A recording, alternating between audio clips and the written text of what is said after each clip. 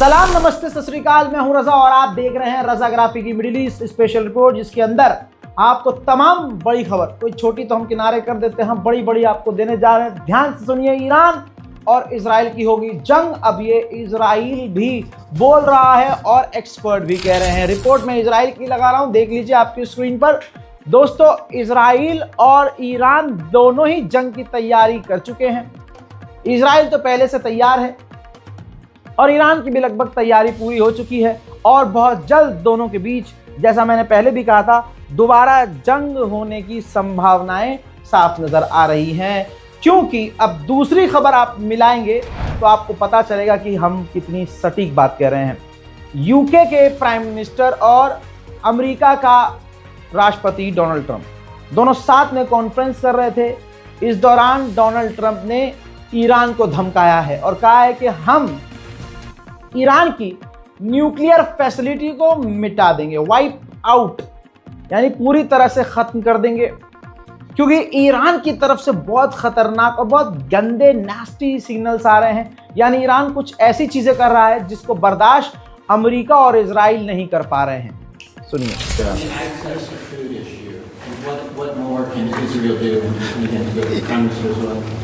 Well, I think Israel can do a lot. I will say that Iran, I think, interjected themselves in this last negotiation. Can you imagine the beating they took? We wiped out their nuclear possibilities. They can start again. If they do, we'll wipe it out faster than you can wave your finger at it. We'll have to do that. We will do that gladly, openly and gladly. They've been saying, Iran's been sending out bad signals, I'll tell you. For a country that just got wiped out, they've been sending very bad signals, very nasty signals, and they shouldn't be doing that. बात तो अब confirm है कि Iran और Israel की जंग दोबारा से होनी है। अब इन तमाम चीज़ों को देखने के बाद ईरान के विदेश मंत्री ने साफ धमकी दी है कि अगर इजराइल या अमेरिका ने हम पर हमला किया तो याद रखें, हम रेस्पॉन्स करेंगे, पलटवार करेंगे। हजरात, जंग की तैयारी का एक बड़ा सिग्नल ये है कि जंग के दौरान इजराइल ने अपने सारे पैसेंजर विमान निकालकर साइप्रस में तैनात कर दिए थे। अब मैं आपको जिन्ना, पाकिस्तान का जिन्ना इंटरनेशनल एयरपोर्ट दिखा रहा हूं। देखिए, यहां जो बोइंग जहाज खड़े हैं ये ईरान के हैं। जी हां, पाकिस्तान ने ईरान को परमिशन दी कि आप अपने बोइंग पैसेंजर विमान हमारे मुल्क में तैनात कर सकते हैं क्योंकि आपके यहाँ हालात खराब हैं। तो ये एक बड़ा साइन है कि हाँ, ईरान को पता है कि जंग होने वाली है और कभी भी जंग छिड़ सकती है। और भाई, मैंने पहले ही कहा था, मत जाओ ईरान, मत जाओ ईरान, मत जाओ। भाई, दुनिया क्यों सुनेगी मेरी? मेरे ही खानदान का एक पहुंच गया वहां पे ईरान, मैं खुद नहीं रोक पाया उसे। अब हो, अगर आ गया फोन मेरे पास, मैं फोन ही नहीं उठाऊंगा। हट। अब रिपोर्ट पूरी जानिए कि 574 ये आंकड़े हैं। ईरान ने इजराइल पर 574 मिसाइल दागी थी, जिनमें से 57 मिसाइलें गिरी थी। तवज्जो है, 500 से ज्यादा मिसाइलें दागी और सिर्फ 57 मिसाइलें ईरान की इजराइल में गिरी। तवज्जो है। अब उन 57 मिसाइल का क्लियर हो गया कि भाई 57 मिसाइल इजराइल में गिरी, तो तवज्जो यहां पर दें कि उस 57 मिसाइलों ने इजराइल का नक्शा ही बदल दिया था। अभी तक मलबा साफ नहीं कर पाया इजराइल। तवज्जो है। और अगर यह 500 में से 100 गिर जाती, 200, तो नेतन्याहू शायद श्रीलंका या साइप्रस या अमेरिका भाग चुका होता। अब आगे की जानकारी। शुरू में जब इजराइल के defence system, third air defence system हमलों को रोक रहे थे, मिसाइलों को रोक रहे थे, तो शुरू में सिर्फ ईरान की 8% मिसाइलें गिर रही थी। कुछ दिन जंग चली, 2-3 दिन और, तो फिर वो 8% से डायरेक्ट 16% हो गई। यानी और ज्यादा मिसाइलें इजराइल पर गिरने लगी और अमेरिका का और इजराइल का एयर डिफेंस सिस्टम और फेल होने लगा। फिर आखिरी मौके पर जब इजराइल को लगा कि अरे सीज फायर कर लेना चाहिए वरना पिछवाड़े में 4-5 छेद एक्स्ट्रा हो जाएंगे, उस दौरान मिसाइलें ईरान की 16% से बढ़कर 25% गिरने लगी।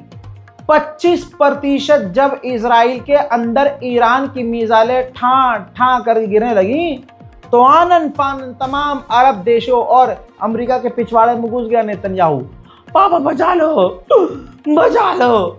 उधर अपने अरब देशों से मैसेज भिजवाने लगा ईरान को कि हम सीज फायर चाहते हैं। लेकिन कुत्ते की दुम तो दुम, टेढ़ी है तो टेढ़ी है। अब फिर से जंगी तैयारी कर रहा है। अमेरिका का जो एयर डिफेंस सिस्टम है थार्ड नाम का, एडवांस है, बहुत मजबूत है। ऐसे में अमेरिका ने जो third air defence system Israel में तैनात किए थे, उस थर्ड एयर डिफेंस सिस्टम की जो मिसाइलें हैं, मेन तो वही है, वही मिसाइल जाकर दुश्मन की मिसाइल से टकराती और फट जाती हैं। तो अमेरिका की थर्ड एयर डिफेंस सिस्टम की जो इंटरसेप्टर है, मिसाइलें हैं, वो 25% अमेरिका के पास खत्म हो चुकी है। समझे? यानी इतने ज्यादा ईरान हमले कर रहा था कि लाखों लाखों की जो थर्ड की इंटरसेप्टर्स मिसाइल्स हैं वो खत्म हो गई हैं। पूरे अमेरिका के खजाने का 25% थर्ड इंटरसेप्टर खत्म हो गया है। ईरान के supreme leader Ayatollah Syed Ali खामनाई ने खुद स्टेटमेंट दिया है। जनता के सामने आकर उन्होंने कहा कि वेस्टर्न देश अमेरिका और इजराइल हमारे न्यूक्लियर के पीछे नहीं है, हमारे परमाणु प्रोग्राम के पीछे नहीं है, वो सिर्फ एक बहाना है। असल में वेस्टर्न देश और ये अमेरिका इजराइल हमारे मजहब के पीछे हैं, हमारी यूनिटी के खिलाफ हैं, मजहब के खिलाफ हैं, साथ ही जो हमारा फेथ है, जो हमारी मान्यताएं हैं और जो हमारी नॉलेज है उसके पीछे हैं। मेरे दोस्तों, अमेरिका रशिया से सुखोई 35 मांग रहा है फाइटर जेट। डील पहले हो चुकी है, लेकिन रशिया ने अभी तक Su-35 ईरान को नहीं दिया है। लेकिन यही Su-35 रशिया ने अल्जीरिया को दे दिया है। कमाल यह है, जिससे पहले डील है उसको फाइटर जेट नहीं दिया, लेकिन दूसरे को दे दिया। ये रूस का जो धोखा है ईरान को समझ में आना चाहिए। ईरान के वाइस प्रेसिडेंट ने कहा है कि कोई भी बीच में रुकावट नहीं है, हम चाइना से अपने रिश्ते बढ़ाएंगे। उधर ईरान को मिली है बड़ी कामयाबी। मूसाद ईरान के अंदर खतरनाक एक साथ कई जगह हमले का प्लान कर रहा था, जिसे ईरान ने फेल कर दिया है। इराक के प्रधानमंत्री ने एक इंटरव्यू में कबूला कि पहले तो हमें यकीन था, मालूम था कि इजराइल बहानों से पूरे इलाके में जंग फैलाना चाहता है और हम जंग में जाना नहीं चाहते थे। लिहाजा ईरान जो हमले कर रहा था, मिसाइलें, ड्रोन भेज रहा था, हमने उसे रोका है। इजराइल पहुंचने से पहले उन्हें मारा है। और जो ऑपरेशन इजराइल के खिलाफ हमारे इलाकों से चल रहा था, हमने उन्हें भी रोका है, क्योंकि हमें पता था कि इजराइल को बहाना चाहिए और अगर बहाना दे दिया जाता तो शायद इराक भी जंग की चपेट में आता। उधर IAEA का चीफ अगले 2 हफ्ते के अंदर ईरान आने वाला है। ये वही IAEA का चीफ है जिसने इस जंग में बड़ा मौका इजराइल अमेरिका को दिया, ये कहकर पहले ही जंग से पहले इसी हरामी ने जो है लीक करी थी जानकारी और इजराइल को जानकारी दी थी कि भाई ईरान के इन जगह पर परमाणु प्लांट चल रहे हैं बढ़िया वाले और बेहतरीन लेवल का यूरेनियम वो बना रहा है। ईरान ने इस बात को खुद कहा। फिर ईरान ने कहा कि हम IAEA के साथ काम नहीं करेंगे, लेकिन अगले हफ्ते वही फसादी आदमी IAEA का चीफ जो है ईरान आने वाला। मैं कह रहा हूं वहीं ईरान में दबोच लो, ईरान गिरफ्तार करके जेल में डाल दे और फिर करे डील।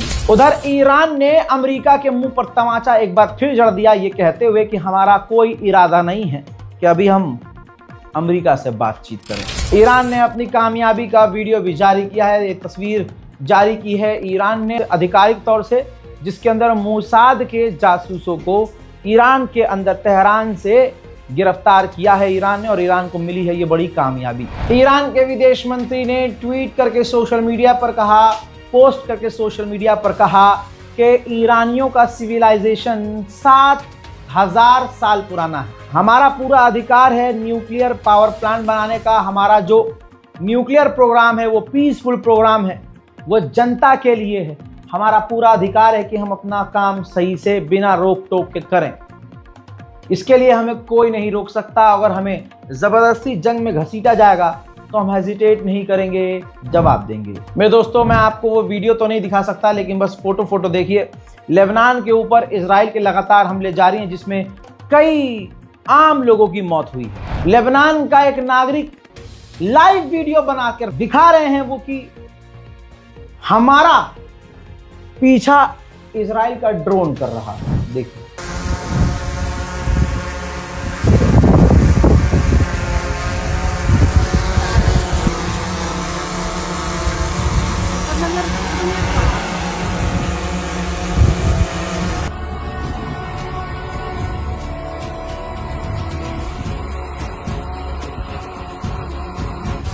कई अंतरराष्ट्रीय संगठन और कई सारे देशों ने लेबनान को वार्निंग दी है। कहा है कि अगर अगस्त तक हिजबुल्लाह ने हथियार नहीं डाला तो इजराइल फिर से घुसकर लेबनान में खतरनाक हमला कर सकता है। वहीं अमेरिका की गवर्नमेंट ने कहा है कि हिजबुल्लाह बातचीत से पहले, इससे पहले कि अमेरिका इजराइल या आपस में कुछ बात करें, कुछ प्लानिंग करें, उससे पहले हिजबुल्लाह हथियार डाल दे। उधर में दोस्तों, इजराइल की फौज IDF ने ऐलान कर दिया है कि हम हिजबुल्लाह पर हमला करते रहेंगे बिना रुके, चाहे इसके बाद जंग छिड़ जाए, हम जंग भी झेल लेंगे। उधर मेरे दोस्तों, कुवैत ने हिजबुल्लाह पर पाबंदी लगा दी है, पूरी तरह से हिजबुल्लाह संगठन को बैन कर दिया है। मेरे दोस्तों, सीरिया में जो बेस है, जो रूस का बेस है सीरिया में, वहां ड्रोन हमला हुआ था, तो रूस के एयर डिफेंस सिस्टम उन ड्रोन्स को रोक रहे हैं। हालांकि ये नहीं पता कि वो ड्रोन किसका था। देखिए,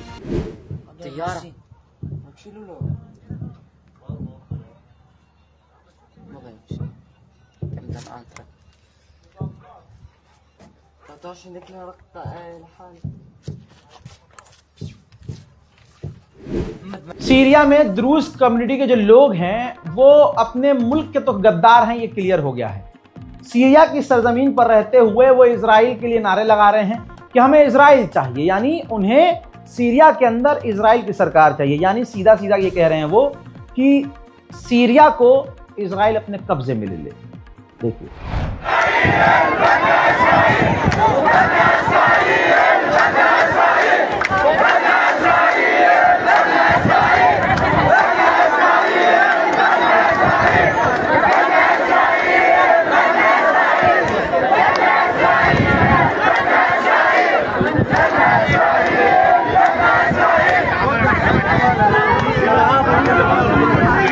द्रूज का एक लीडर, समझ लीजिए उनका जो है धर्मगुरु, उसने क्या कहा है?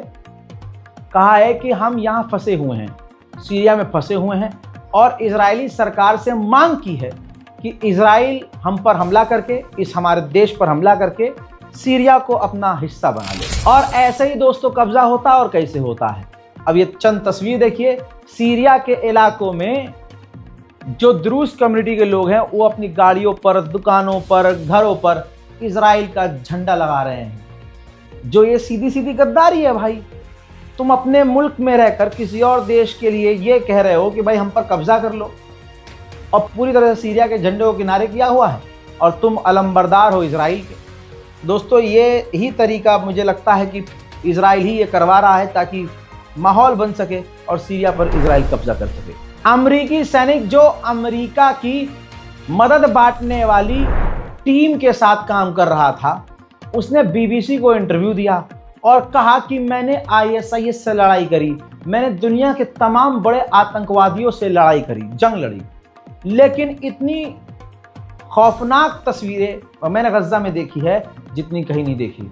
मैंने अपने पूरे इतिहास तमाम जंग में जो हाल गाजा के लोगों का देखा है, जो हैवानियत उनके साथ देखी है, मैंने कभी नहीं देखी। 30 सेकंड का ऑडियो मैं आपको लगाऊंगा, BBC का इंटरव्यू है, सुनिए। In my most frank assessment, I would say that they're criminal.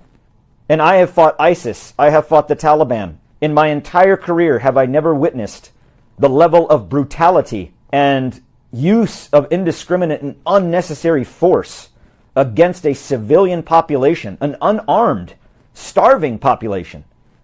I've never witnessed that in all of the places I've been deployed to war until I was in Gaza at the hands of the IDF and US contractors. अल्लाह अकबर। अब ये video देखिए दोस्तों, जहां अमरीकी संगठन Gaza में मदद बांटने का काम कर रहा है, वहां लोगों के ऊपर, फिर दिखा रहा हूं, ये नई तस्वीर है, लोगों के ऊपर फायरिंग की जा रही है, जिससे बचने के लिए फिलिस्तीनी लोग जमीन पर लेटे हुए हैं। उधर जर्मनी, फ्रांस, ब्रिटेन अपने विदेश मंत्रियों को इजराइल भेजने वाले हैं ताकि वो नेतन्याहू को मनाएं, पटाएं और सीज फायर करवा दें। कतर, सऊदी और इजिप्ट ने जॉइंट स्टेटमेंट जारी किया है और मांग की है कि हमास हथियार डाल दे और सरकार छोड़ दे, और उस सरकार को यानी जो गजा है उसकी गवर्नमेंट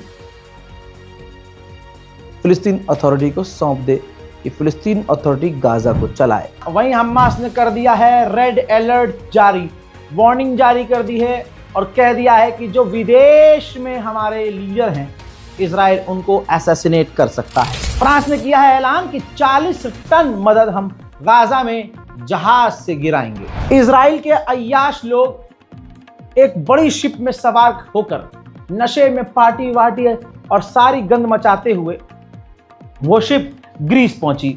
अब ग्रीस के लोगों को पता चल गया कि भाई ये नरसंहार करने वाले, इंसानियत का कत्ल करने वाले जानवर हमारी जमीन पर आ रहे हैं। ग्रीस के लोगों ने जबरदस्त प्रदर्शन कर दिया, जिसके बाद वहां अफरा तफरी का माहौल हो गया था।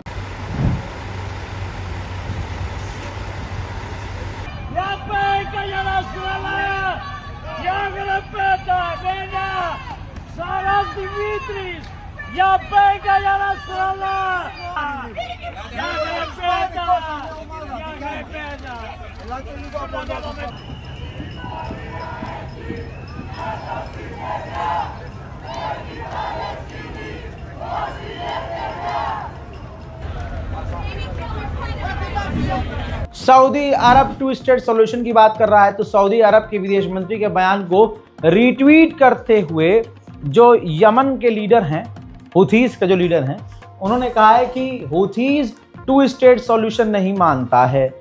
हम अपनी जमीन, फिलिस्तीन के अलावा किसी और को क्यों दें, लिहाजा हम इस बयान से सहमत नहीं हैं। वहीं साउथ अफ्रीका में जो इजिप्ट की एम्बेसी है वहां भी प्रदर्शन शुरू हो चुके हैं।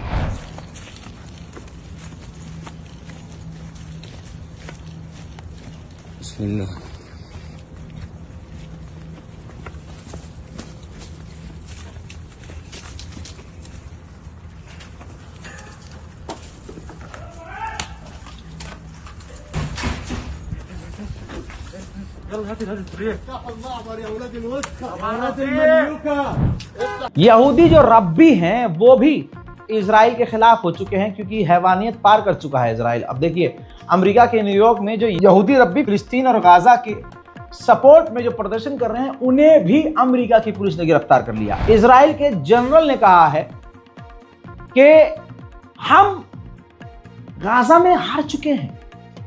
गाजा हमारे लिए वैसा ही है जैसे अमेरिका के लिए अफगानिस्तान और वियतनाम। उधर नीदरलैंड ने उठाया है बड़ा कदम इजराइल के खिलाफ, जिससे Israel भड़केगा।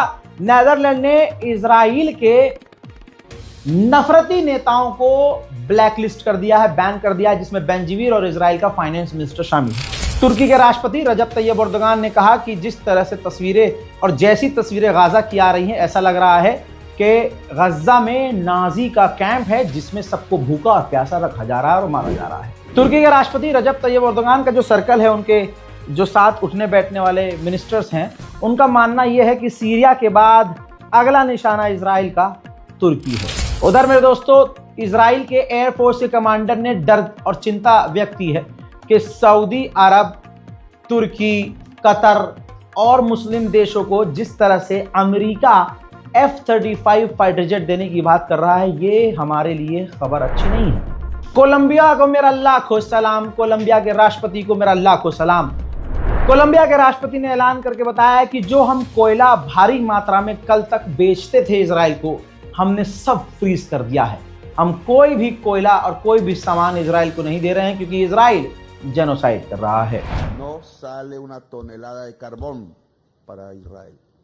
Es mi orden como comandante en jefe de las Fuerzas Armadas de Colombia y asumo la responsabilidad de contratistas de antes o de hoy, o de mañana. El carbón todavía tendrá un tiempo de vida, se le agota en el mundo. Pero mientras eso sea así, a Israel no sale una tonelada de carbón. Es una orden. No somos cómplices de genocidas. Algún día el pueblo de Israel cambiará eso, habrá cambios, volveremos a encontrarnos, habrá embajada, nos abrazaremos, ojalá. Pero mientras estén tirando bombas contra personas... तो दोस्तों ये है middle east की खास report. इसके अलावा मैंने आप लोगों से रिक्वेस्ट की थी और ख़बर बताई थी कि जिस तरह से सच बोलने की वजह से, सच बयान करने की वजह से एक झुंड ने, नफरती झुंड ने मेरे एक बड़े इंस्टाग्राम हैंडल को उड़ा दिया, रज़ाग्राफी_ऑफिशियल। लेकिन मुझे अपनों पे बड़ा घमंड था जो आज टूट गया। यकीन था टूट गया। मुझे यकीन था कि मेरे अपने लोग तुरंत, जो मेरे चाहने वाले हैं, मेरे दूसरे बैकअप अकाउंट रज़ाग्राफी अनस्क्रिप्टेड को फॉलो कर लेंगे। लेकिन अफसोस ऐसा नहीं हुआ। क्या उम्मीद करें अपनों से, अपने ही साथ नहीं देते। दिल में तकलीफ इस बात की नहीं है कि वो अकाउंट चला गया, तकलीफ इस बात की है जो भरोसा था मेरा अपने ऊपर वो टूट गया। लेकिन कोई बात नहीं, हस्बी अल्लाह व निअमल वकील। बड़े बड़े रास्तों में, बड़े बड़े छोटे छोटे ऐसे बड़े जो लंबे रास्ते होते हैं ना, सिरात मुस्तकीम और सच बोलने वाली राह, इस पे छोटी छोटी कुर्बानियों के साथ साथ बड़ी बड़ी कुर्बानियाँ भी देनी पड़ती हैं। ये तो गनीमत है कि भाई साहब मुझे नहीं उड़ाया, मेरा अकाउंट उड़ाया है। और ठीक है, सच बोलने की वजह से अगर ये कुर्बानी देनी पड़ रही है, कबूल है।